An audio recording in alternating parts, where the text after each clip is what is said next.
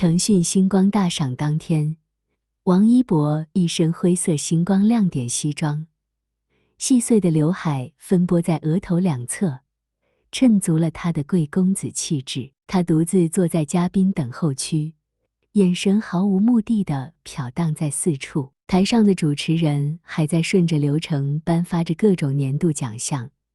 这次的直播设有爱豆几位，王一博的面前架着几台摄像机。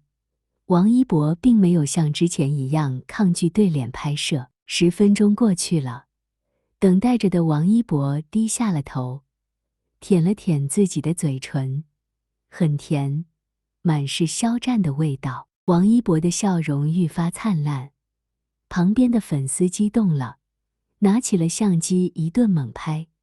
闪光灯照在王一博的脸上，他却还是没发起来脾气，轻声劝道：“别拍了。”粉丝似乎没想到王一博会如此温柔，闻言也满足地收了手。人声突然沸腾起来，粉丝区一阵躁动，齐声喊着那个人的名字。王一博不用回头也知道肖战正向着自己走来，他努力压着嘴角的笑，却不知自己这样憋笑得更加明显。一声响指，王一博回过头，肖战已经落坐在自己身旁。肖战一身白西装，刘海也整齐地梳到了后面，露出光滑的额头，整个人的气质超 A。老王，我来啦！身后的尖叫声几乎有把房顶掀开的架势。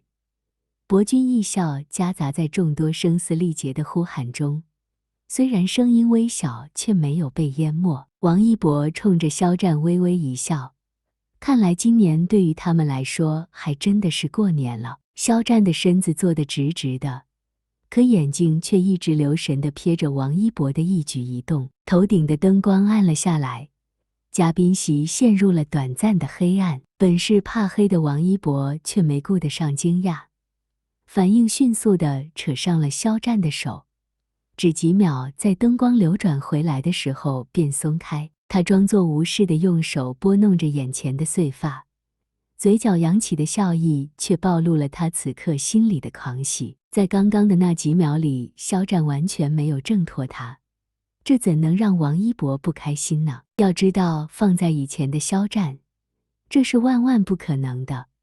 他会第一时间抽回手，然后告诉自己别放肆。是的，肖战在众人面前谨慎自持，温和得体，从来不会跟着自己一起胡闹。可这一次，王一博感受得到肖战的改变，他不再抗拒自己在镜头前的亲密举动，他不再草木皆兵地去防备会不会被拍到，他明确地示意自己不再有一点退缩。看着王一博乐不可支，还捂着脸极力掩饰的样子，肖战觉得好笑。你该不会是笑哭了吧？王一博回头看他，怎么可能？肖老师不会还在生气吧？肖战咬咬牙，我没有。王一博点头偷笑，没有，是我误会肖老师了。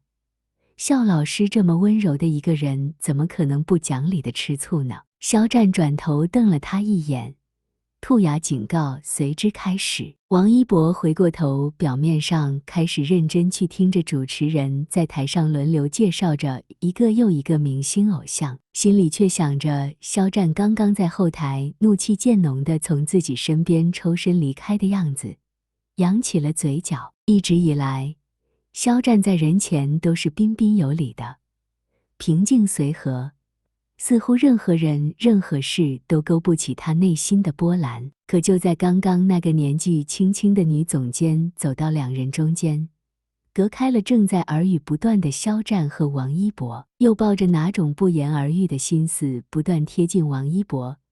肖战的眼神立刻凌厉起来，王一博并没有发觉，只言片语地回应着他。那女人不知死活地把手搭上了王一博胸前，帮忙整理起了他的领带。王一博眉头一皱，脚步向后一退，嘴边轻启，还未等他开口说话，就被肖战狠狠地撞了一下肩膀。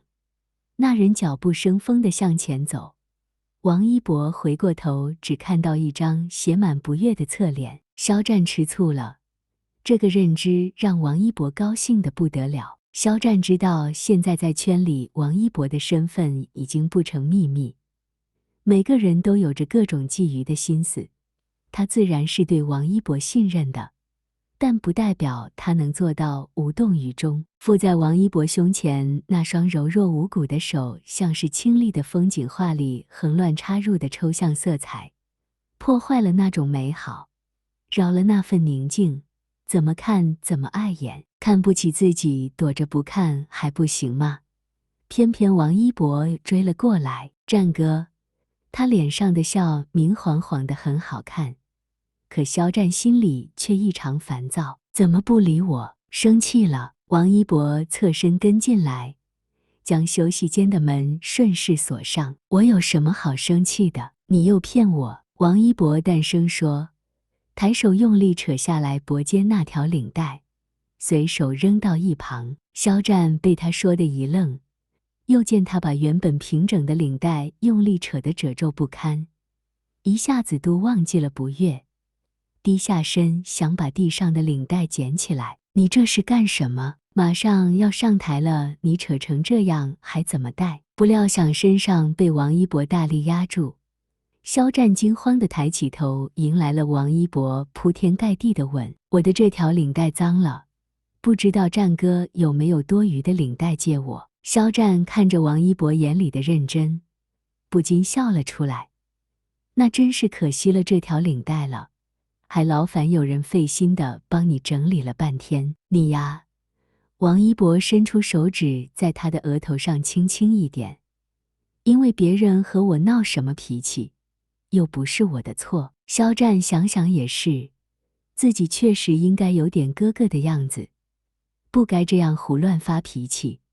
听王一博这样一说，更是理亏的一言不发了。不过王一博摩挲着肖战的耳垂，红红的软软的，战哥吃醋的时候真可爱。王一博，颁奖正式开始，一个个奖项提名中都听得到他们的名字，身后的红绿灯海互相辉映着。年度 VIP 之星，年度人气电视剧演员，年度偶像，年度人气王。